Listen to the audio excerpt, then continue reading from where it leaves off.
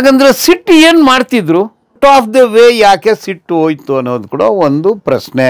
ಈಗ ಇವನ ಹತ್ರ ಡೆಡ್ ಬಾಡಿ ಕೊಟ್ಟಿದ್ಯಾರು, ಯಾರ್ದು ಡೆಡ್ ಬಾಡಿ, ಎಲ್ಲಿಂದ ಬಂತು, ಆ ಡೆಡ್ ಬಾಡಿನ ಇವನು ಯಾಕೆ ಊತಾಗಬೇಕು, ಇವನು ಅಲ್ಲಿ 74 ರಿಪೋರ್ಟೆಡ್ ಸಾವು, 424 ಬೇರೆ ಸಾವುಗಳು. ಹಾಯ್ ಹಲೋ ನಮಸ್ಕಾರ, ನಾನು ಮಿಸ್ಟರ್ ಮಧು ಮಾತಾಡ್ತಿರೋದು.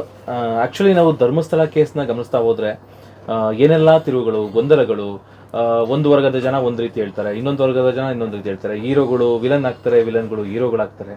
ಸೊ ಏನಪ್ಪ ಅಂತಂದರೆ ಯಾರೆಲ್ಲ ಹೋರಾಟಗಾರರು ಅಂತ ಇದ್ರು ಅವ್ರ ಮೇಲೆ ಸುಳ್ಳುನ FIR ಹಾಕೋಂಥದ್ದು, ಮತ್ತು FIRಗೋಸ್ಕರ ಕೋರ್ಟಲ್ಲಿ ಹೋರಾಡೋವಂಥದ್ದು, ಈ ಥರದ್ದೆಲ್ಲ ನಡೀತಾ ಇದೆ. ಇದನ್ನು ಕೂಲಂಕುಷವಾಗಿ ನಮ್ಮ ಜೊತೆ ಸೀನಿಯರ್ ಅಡ್ವೊಕೇಟ್ ಬಾಲನ್ ಸರ್ ಇದ್ದಾರೆ. ಸೊ ಅವ್ರ ಜೊತೆ ಮಾತಾಡೋಣ. ಸೊ ಏನಾಯಿತು, ಏನು ನಡೀತು ಕೋರ್ಟಲ್ಲಿ, ಪ್ರತಿಯೊಂದು ತಿಳ್ಕೊಂತವಣ. ಸರ್ ನಮಸ್ತೆ. ಸರ್ ಆ್ಯಕ್ಚುಲಿ ನಿಮಗೆ ಮತ್ತೆ ಪ್ರಶ್ನೆ ಕೇಳೋ ಅವಶ್ಯಕತೆ ಇಲ್ಲ ಏನೆಲ್ಲ ಆಗ್ತಾಯಿದೆ ಅಂತ.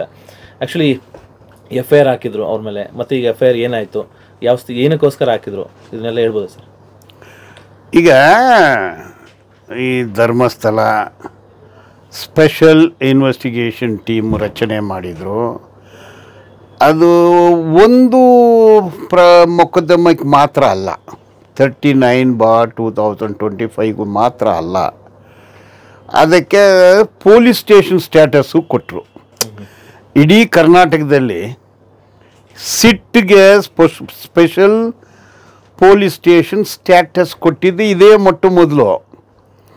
ಕೇಸು ಪೊಲೀಸ್ ಸ್ಟೇಷನ್ ಅವರೇ ರಿಜಿಸ್ಟರ್ ಮಾಡಬೇಕು, ಸಿಟ್ಟು ತನಿಖೆ, ಬಟ್ ಅವರಿಗೆ SIT ತನಿಖೆ, ಸ್ಪೆಷಲ್ ಇನ್ವೆಸ್ಟಿಗೇಷನ್ ಟೀಮ್.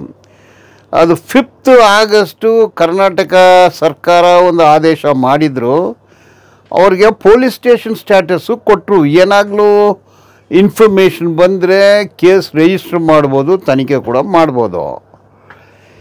ಈಗ ಅಫಿಷಿಯಲಿ ನಾನು ಹೇಳ್ತೀನಿ, 74 ಡೆಡ್ ಬಾಡೀಸ್ ಡಿಸ್ಪೋಸಲ್ ಆಗಿದೆ. ಇದನ್ನು ಸಿಟ್ ತನಿಖೆ ಮಾಡಬೇಕಾಗಿತ್ತು.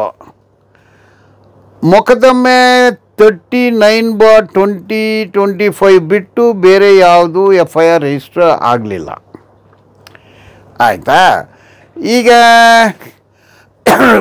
ಈ 74 ಅಸಹಜ ಸಾವುಗಳು ಅಂದರೆ, ಒಂದು ಸತ್ತರೆ ಒಬ್ಬರು, ಈಗ ಅಲ್ಲಿ ಲಾಡ್ಜ್ಗಳಲ್ಲಿ ಸ್ಟೇ ಮಾಡ್ತಾರೆ, ಆಧಾರ್ ಕಾರ್ಡು, ಐಡೆಂಟಿಟಿ ಕಾರ್ಡು ಇಲ್ಲದೆ ಯಾರಾಗಲೂ ಲಾಡ್ಜ್ ಕೊಡೋಕ್ಕಾಗತ್ತಾ? ಅಂದರೆ ಕಂಪ್ಲೀಟ್ ಇನ್ಫಾರ್ಮೇಷನ್ ಅಲ್ಲಿರುತ್ತೆ. ಅವರು ಸಾಯ್ತಾರೆ. ಯಾಕೆ ಸತ್ರು, ಹೆಂಗೆ ಸತ್ರು, ಆತ್ಮಹತ್ಯೆನ, ಕೊಲೆನ, ಅಥವಾ ಅಪಘಾತನ, ಅದಕ್ಕೆ ಇನ್ಕ್ವೆಸ್ಟ್ ಅಂತಾರೆ. ಅಲೆ CRPCಯಲ್ಲಿ 174 ಪ್ರೊಸೀಡಿಂಗು, ಕರ್ನಾಟಕದೇ 2004 ಇನ್ಕ್ವೆಸ್ಟ್ ಪ್ರೊಸೀಡಿಂಗ್ ಅಂದು ಇದೆ. ಒಂದು ಡೆಡ್ ಬಾಡಿನ ಹೆಂಗೆ ಡಿಸ್ಪೋಸಲ್ ಮಾಡಬೇಕು ಅಂದು. ಈಗ 74 ಸಾವುಗಳು, ಇದು ಎಲ್ಲನೂ ಅನ್ಯಾಚುರಲ್ ಡೆತ್ತು, ಸಹಜ ಸಾವು ಅಲ್ಲ. ಇದು ಎಲ್ಲದಕ್ಕೂ ರೆಕಾರ್ಡ್ಸ್ ಇದೆ, ಸತ್ತಿದ್ದಾರೆ, ರೆಕಾರ್ಡ್ಸ್ ಇದೆ.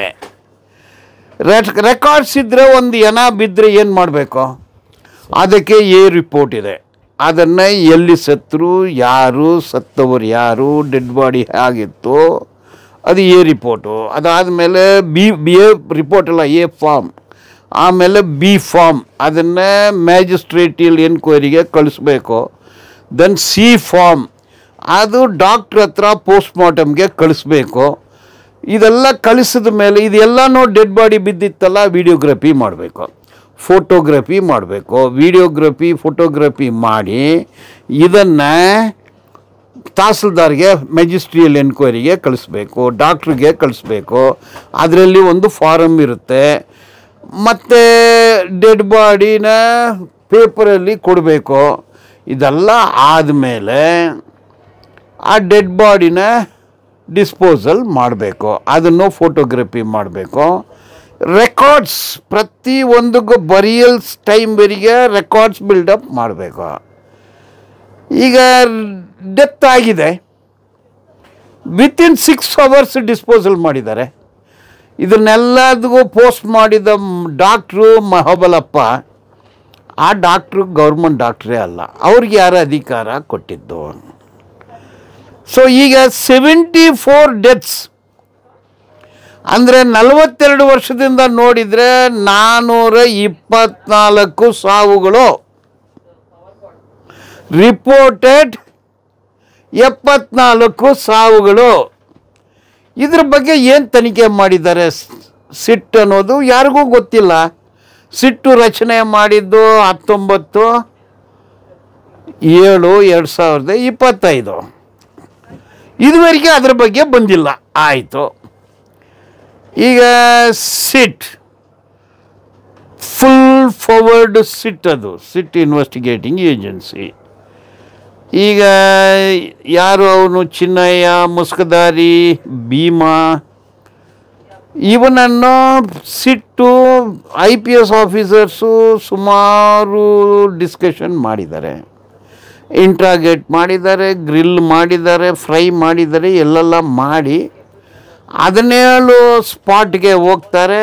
15 ಸ್ಪಾಟಲ್ಲಿ ಏನು ಸಿಗೋದಿಲ್ಲ, 2 ಸ್ಪಾಟಲ್ಲಿ ಮಾತ್ರ ಸ್ವಲ್ಪ ಮೂಳೆ ಸಿಗುತ್ತೆ ಅಂತ ಹೇಳ್ತಾರೆ. ಬಟ್ ಇದು 74 ಏನಾಯಿತು ಅವ್ರು ಹೇಳಲೇಬೇಕಾಗುತ್ತೆ. ಇದು ಒಂದು ಸೆಕ್ ಕಟ್ ಮಾಡಿ. ಶ್ರೀದೇವಿ ಇಲ್ಲಿ ಡಿಸ್ಟರ್ಬ್ ಆಗ್ತಾ ಇದೆ, ಬೇಡ ಬಿಡಿ ಸ್ವಲ್ಪ ಹೊತ್ತು. ಅಲ್ಲ ಅಷ್ಟೊಂದು ನಮಗಂತೂ ಕೇಳ್ಸಲ್ಲ ಸರ್. ಹೌದು, ನನಗೆ ಕೇಳ್ತಾ ಇದೆ. ಬನ್ನಿ ಒಂದು ಹಾಫ್ ಅನ್ ಅವರ್. ಓಕೆ, ಇಲ್ಲಿ ಶುರು ಮಾಡೋಣ ಅಲ್ಲ. ಈಗ ಸಿಟ್ನವರು ಎಲ್ಲ ಅಧಿಕಾರ ಇಟ್ಕೊಂಡು ಶುರು ಮಾಡಿದರು. ಎಕ್ಸ್ಕವೇಷನ್, ಎಕ್ಸ್ಯೂಮೇಷನ್ ಎಲ್ಲನೂ ಆಯಿತು. ಇದು ಕರೆಕ್ಟಾಗಿ ಹೋಗ್ತಾ ಇದೆ ಅಂದ್ಕೊಂಡ್ವಿ ನಾವು. ಅದು ಯಾವತ್ತು 23/8 ಕೆಲವು ಸೆಕ್ಷನ್ಸ್ ಎಲ್ಲ ಅಳವಡಿಸ್ತಾರೆ. ಅದು ಅಧಿಕಾರ ನ್ಯಾಯಾಧೀಶರಿಗಿರೋದು, ಇವ್ರಿಗೆ ಅಧಿಕಾರನೇ ಇಲ್ಲ. ಅಳವಡಿಸಿ ಇನ್ವೆಸ್ಟಿಗೇಷನ್ನು ಡಿರೈಲ್ ಆಯಿತು. ಅಂದರೆ ಯಾರು ವಿಸಿಲ್ ಬ್ಲೋವರ್ಸು ಅವ್ರನ್ನ ಆರೋಪಿ ಮಾಡಿದರು. ಮೈ ಪಾಯಿಂಟ್ ಹಿಯರ್ ಈಸ್, ಈಗ ಅವನು ಒಂದು ಕಂಪ್ಲೇಂಟ್ ಕೊಟ್ಟಿದ್ದಾನೆ. ಕಂಪ್ಲೇಂಟಲ್ಲಿ ಕ್ಲಿಯರಾಗಿ ಏನೇನಾಗಿದೆ ಅಂತ ಹೇಳ್ತಾನೆ. ಅದ್ರ ಬಗ್ಗೆ ತನಿಖೆ ಏನಾಯಿತು? 15 ವಯಸ್ಸು ಹುಡುಗಿ, 17 ವಯಸ್ಸು ಹುಡುಗಿ, 20 ವಯಸ್ಸು ಹುಡುಗಿ, ಅವಳು ಯೂನಿಫಾರ್ಮಲ್ಲಿ ಇದ್ಲು, ಅವಳು ಅಂಡರ್ ಗಾರ್ಮೆಂಟ್ ಇಲ್ಲ, ಚಡ್ಡಿ ಇಲ್ಲ, ಒಳ ಉಡುಪು ಇಲ್ಲ, ರಕ್ತ ಸುರಿತಿತ್ತು. ಇದು ಕೆಲವ್ರಿಗೆ ಆಸಿಡ್ ಹಾಕಿ ಸುಟ್ಟಿದ್ರು, ಡೀಸೆಲ್ ಹಾಕಿ ಸುಟ್ಟಿದ್ರು. ಇದನ್ನು ನನಗೆ ಡೆಡ್ ಬಾಡಿನ ಬರಿಯಲ್ ಮಾಡೋಕ್ಕೆ ಮಾತ್ರ ನನ್ನನ್ನು ಉಪಯೋಗ ಮಾಡಿಕೊಂಡ್ರು. ಇದೆಲ್ಲ ವಿಷಯಗಳು ಹೇಳ್ದ. ಈಗ ಇವನ ಹತ್ರ ಡೆಡ್ ಬಾಡಿ ಕೊಟ್ಟಿದ್ದು ಯಾರು? ಯಾರ್ದು ಡೆಡ್ ಬಾಡಿ? ಎಲ್ಲಿಂದ ಬಂತು? ಆ ಡೆಡ್ ಬಾಡಿನ ಇವನು ಯಾಕೆ ಊತಾಗಬೇಕು? ಇವನು ಇದೆಲ್ಲ ಪೊಲೀಸರ ಕೆಲಸ. ಈಗ ಇವನು ಯಾರು ಎಂಪ್ಲಾಯಿ? ಇವನು ಪೊಲೀಸಲ್ಲಿ ಕೆಲಸ ಮಾಡ್ತಾನೆ, ಮುನ್ಸಿಪಾಲ್ಟಿನಲ್ಲಿ ಕೆಲಸ ಮಾಡ್ತಾನೆ. ಇದನ್ನು ಊತಾಗ್ದಂದರೆ ಪೊಲೀಸರು ಅವನ್ನ ತನಿಖೆ ಮಾಡಿದ್ದಾರೆ, ಎಕ್ಸ್ಕವೇಷನ್ ಮಾಡಿದ್ದಾರೆ, ಕೆಲವು ಕಡೆ ಮೂಳೆಗಳು ಸಿಗಿದೆ. ಇವನಿಗೆ ಬರಿಯಲ್ ಮಾಡೋಕ್ಕೆ ಈ ಕೆಲಸ ಕೊಟ್ಟವನು ಯಾರು? ಅವ್ರನ್ನ ಯಾಕೆ ಕರೆದಿಲ್ಲ ಇವರು? ಅವ್ರನ್ನ ಕರೆದಿಲ್ಲ. ಈಗ ಉಲ್ಟಾ ಸೀದಾ ಆಯಿತು, ಸೀದಾ ಉಲ್ಟಾ ಆಯಿತು. ನೋಟಿಸ್ ಕೊಡ್ತಾರೆ, ಇವ್ರನ್ನೇ ಆರೋಪಿ ಮಾಡ್ತಾರೆ. ಕೆಲವರು ಡೆಲ್ಲಿಗೆ ಹೋಗ್ತಾರೆ, ಹೋಮ್ ಮಿನಿಸ್ಟರ್ನ ಮೀಟ್ ಮಾಡಿ NIA ತನಿಖೆ ಮಾಡಿ ಅಂದರು, CBI ತನಿಖೆ ಅಂತ ಹೇಳಿದರು. ಬೆಂಗಳೂರಿಂದ 500 ಕಾರ್ ಹೋಯ್ತು, 600 ಕಾರ್ ಹೋಯ್ತು. ಬೇರೆ ಬೇರೆ ಕಡೆಯಿಂದ ಮೆರವಣಿಗೆ ಆಯಿತು. ಈ ಕಾರು, ಟಾರು, ಲಾರು ಇದೆಲ್ಲ ಏನಕ್ಕೆ ಮಾಡಿದ್ರು ಇವರು? ಅವ್ರದ್ದು ಯಾಕೆ ಇನ್ನೊಂದು ಕಡೆ ಒಂದು ಗ್ಯಾಂಗು, ಇದು ಪುಣ್ಯ ಭೂಮಿ, ಇದು ದೇವರ ಜಾಗ, ದೇವರ ಭೂಮಿನಲ್ಲ ಕೂಡ ಒಂದು ಕಡೆ ಆಗ್ತಿತ್ತು. ಕೊನೆಯಲ್ಲಿ 74 ರಿಪೋರ್ಟೆಡ್ ಸಾವು, 424 ಬೇರೆ ಸಾವುಗಳು, ಮತ್ತು ಕೊಂದವರು, ನೊಂದವರು, ಕಣ್ಣೀರು ಬಿಟ್ಟವರು, ಇದಕ್ಕೆಲ್ಲ ಏನೂ ಆನ್ಸರ್ ಇಲ್ಲ. ಹಾಗಂದ್ರೆ ಸಿಟ್ಟು ಏನು ಮಾಡ್ತಿದ್ರು ಸರ್? ಇವಾಗ ಒಂದು ಸಾರಿ ಫಾರ್ ಇದು ಮಾಡ್ತಿದ್ದೀನಿ. ಏನಪ್ಪ ಅಂತಂದರೆ, ಈಗ SIT ಇದು ರಚನೆ ಆದಮೇಲೆ ಎಷ್ಟು ಮೂಳೆಗಳು ಸಿಕ್ಕು ಅಂತ ಏನಾದರೂ ಮಾಹಿತಿ ಇದೆ ಸರ್? ನೋಡಿ, ಎಷ್ಟು ಮೂಳೆಗಳು ಸಿಕ್ತಂದು ಅವರೇ ಹೇಳಬೇಕು. ಓಕೆ, ಅಧಿಕೃತವಾಗಿ ಏನು ಅವ್ರು ಏನು ಹೇಳಿಲ್ಲ. ಮಾಧ್ಯಮದಲ್ಲಿ ಬಂದಿದ್ದನ್ನು ನೋಡಿದರೆ ಅವರು ರಿಪೋರ್ಟೇ ಕೊಟ್ಟಿಲ್ಲ. ಆದರೆ ಎಲ್ಲಿಂದ ಗೊತ್ತಾಗುತ್ತೆ ಅಂದರೆ 9 ಸೆಕ್ಷನ್ ಅಳವಡಿಸಿದ್ರು. ಆ ಸೆಕ್ಷನ್ ಹೆಂಗಿದೆ ಅಂದರೆ ಈ ಯಾರು ವಿಸಿಲ್ ಬ್ಲೋವರ್ಸು ಅವ್ರ ಮೇಲೇ ಆ ಸೆಕ್ಷನ್ಗಳು ಹಾಕಿದೆ. ಆ ಸೆಕ್ಷನ್ ಇವ್ರಿಗೆ ಅಧಿಕಾರ ಇಲ್ಲ, ಅದು ಮ್ಯಾಜಿಸ್ಟ್ರೇಟ್ ಮಾಡಬೇಕು. Section 215 red with section 379 of BNSS. So ಇದು ಯಾಕೆ ಔಟ್ ಆಫ್ ದ ವೇ ಯಾಕೆ ಸಿಟ್ಟು ಹೋಯ್ತು ಅನ್ನೋದು ಕೂಡ ಒಂದು ಪ್ರಶ್ನೆ. ಅಂದರೆ ಏನೇನು ಆರೋಪ ಮಾಡಿದ್ದಾರೆ ಇವ್ರ ಮೇಲೆ? ಏನು ಎಲ್ಲ ಸುಳ್ಳು ಆರೋಪನ ಕೊಟ್ಟಿದ್ದಾರೆ. ಫೋರ್ಜರಿ ಫಾರ್ ಚೀಟಿಂಗ್, ಪೆರ್ಜುರಿ, ಸುಳ್ಳು ಹೇಳಿದ್ದಾರೆ, ಚೀಟ್ ಮಾಡೋಕ್ಕೆ ಸುಳ್ಳು ಹೇಳಿದ್ದಾರೆ, ಮೋಸ ಮಾಡೋಕ್ಕೆ ಸುಳ್ಳು ಹೇಳಿದ್ದಾರೆ, ರೆಪ್ಯುಟೇಷನ್ ಹಾಳು ಮಾಡೋಕ್ಕೆ ಸುಳ್ಳು. ಇದೆಲ್ಲನೂ ಯಾವಾಗ ಅದು 215 BNSS ಅಲ್ಲಿ ಈ ಸೆಕ್ಷನ್ಸ್ ಎಲ್ಲ ಇದೆ. ಪೊಲೀಸರ ಕಂಟ್ರೋಲ್ಗೆ ಅದು ಬರೋದಿಲ್ಲ, ಅಧಿಕಾರ ಅವ್ರಿಗಿಲ್ಲ. ಅದು ನ್ಯಾಯಾಧೀಶರ ಅಧಿಕಾರ. ಅದು ಟ್ರಯಲ್ ನಡೆದಾಗ ಸೆಷನ್ಸ್ ಜಡ್ಜ್ ಮಾಡೋ ಕೆಲಸನ ಪೊಲೀಸರು ಹೆಂಗೆ ಮಾಡ್ತಾರೆ? ಏನಕ್ಕೆ ಆ ಸೆಕ್ಷನ್ಸ್ ಅಳವಡಿಸಿದ್ರು ಗೊತ್ತಿಲ್ವ ಒಂದು ಒಟ್ಟಾರೆ ಈ ಎಂಟೈರ್ ಸಿಟ್ ಇನ್ವೆಸ್ಟಿಗೇಷನ್ ನೋಡಿದರೆ ಯಾರನ್ನ ಕಾಪಾಡಿದ್ದಾರೆ, ಯಾರನ್ನ ಆರೋಪಿ ಮಾಡಿದ್ದಾರೆ, ಯಾರ ಮೇಲೆ ಬಾಣ ಬಿಡ್ತಾ ಇದ್ದಾರೆ ಅಂತ ನೋಡಿದರೆ ನ್ಯಾಯ ಬೇಕು, ಪ್ರಾಣಕ್ಕೆ ನ್ಯಾಯ ಬೇಕು, ಜೀವಕ್ಕೆ ನ್ಯಾಯ ಬೇಕಂದು ಕೇಳೋರ ಮೇಲೇ ಈಗ ಆರೋಪಿ ಮಾಡಿದ್ದಾರೆ ಅಂತ ಕಂಡು ಬರ್ತಾ ಇದೆ. ಒಂದು ವೇಳೆ ಈಗ ಅವರು ಇನ್ವೆಸ್ಟಿಗೇಷನ್ ಮಾಡಕ್ ಹೋದಾಗ ಅಲ್ಲೇನು ಇನ್ವೆಸ್ಟಿಗೇಷನ್ ಸಿಗ್ಲಿಲ್ಲ, ಇವ್ರು ಆರೋಪ ಮಾಡಿದ ಸುಳ್ಳು, ಆ ರೀತಿ ಏನಾದರೂ FIR ಹಾಕಿದ್ರ? ಯಾವ ಉದ್ದೇಶ ಹಾಕಿದ್ರು? ಹಂಗೆ FIR ಇಲ್ಲ, ಅಳವಡಿಸಿದ್ದಾರೆ 9 ಸೆಕ್ಷನ್. ಇವ್ರು ಹೇಳಿದೆಲ್ಲ ಸುಳ್ಳು ಅಂದೇ ಹಾಕಿದ್ದಾರೆ. ಆ ಸೆಕ್ಷನ್ಸ್ ಎಲ್ಲ ಹಂಗೆ ಇದೆ. ಅಂದ್ರೆ ಇವ್ರು ಏನು ಹೇಳಿದ್ರು ಅದೇನು ಸಿಕ್ಕಿಲ್ಲ ಇಲ್ಲಿ ಅಂತನಾ ಅರ್ಥ? ಅದು ಏನಂದ ಅವ್ರನ್ನೇ ಕೇಳಬೇಕು. ಇದುವರೆಗೆ ಸಿಟ್ಟಿಂದ ಯಾವುದೇ ರಿಪೋರ್ಟ್ ಬಂದಿಲ್ಲ.